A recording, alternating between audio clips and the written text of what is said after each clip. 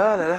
Yes, yes, yes. Joe, le Matrix. On va recevoir notre invité avec le concours des auteurs, Donald Jasseb, Millet Chanchou, Colin Swanchon et la participation exceptionnelle d'Enguerrand Toa, qui écrit pour Fotso, Joseph Fotso, son nom de producteur, qui a son tour un producteur qui s'appelle Emmanuel Chatué, qui est également produit parce qu'on appelle noément le producteur du producteur. C'est la hiérarchie suprême. Elle est marraine de la show 20+. Elle s'appelle Madame Colette Chatué, Blanc d'Antenne. Bonsoir, madame. Ça alors, quel rituel? Quel rituel? Ouais, voilà, on nous reçoit. On reçoit Mewé, Frédéric Mewé. Je vérifie bien que c'est bien le bon Mewé. Oui, c'est le bon. On reçoit Mewé. Alors, Mewé, tu es auteur, compositeur, interprète, tu es un instrumentiste de génie parce que tu es percussionniste et bassiste, tu es chorégraphe et danseur. Tu es connu à l'échelle du continent comme l'un des plus grands recherchistes académiciens de la musique africaine. Effectivement, parce qu'en plus de 30 années de carrière, tu as quand même recherché, étudié, côtoyé et pratiqué les instruments, les rythmes et les sonorités d'à peu près 200 musiques traditionnelles. Tu as soutenu ta thèse en Zoblazo et aujourd'hui tu as le rang de professeur, on t'appelle professeur à Walawa. Et tu as également le rang de créateur puisque si tu ne l'as pas créé, tu as au moins contribué à démocratiser la danse du foulard. Hein?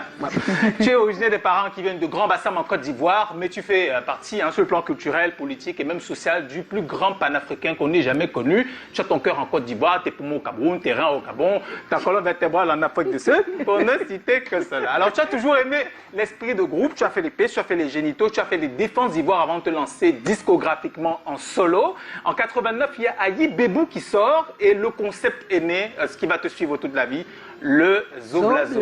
Il y a absolument tout le monde, et je disais précédemment que tu es quand même un académicien recherchiste, donc tu as mis absolument tout à l'intérieur. Il va s'en suivre et ça ne va plus jamais s'arrêter. En 91, tu fais 200% Zoblazo, en 93, même 203, en 95, Apollo 15, en 95, en 97, les génies vous parlent, et en 98, pareil, quand même, tu as continué ton esprit du groupe.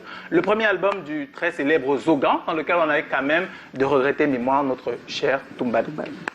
En 99, tu célèbres avec Extraterrestre ta décennie discographique. Et l'album qui va suivre, c'est encore le Zogan qui continue, le procès. Puis il y aura tellement d'albums éternels, par exemple avec l'incroyable, et on va dire atemporel Miss Lolo, Golgotha et la participation incroyable de Kofi Olomide et Lokwa Kanza, le 9e commandement, M20, Professeur Ilmatic, et pour enfin te couronner en tant que légende. Alors tu as, on va dire techniquement, dépasser la statue d'être juste un artiste. Tu es quelqu'un qui utilise son image, sa lumière pour défendre des causes qui sont tout à fait nobles.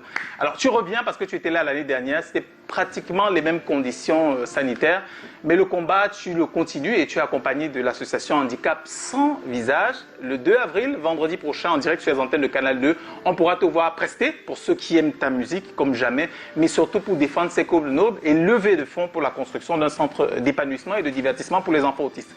C'est un plaisir de te revoir et de te recevoir encore. Bienvenue le panafricain Mewé. Mewé est notre invité ce soir. Et oui, il nous rejoint sur ce plateau dans quelques secondes. À tout de suite.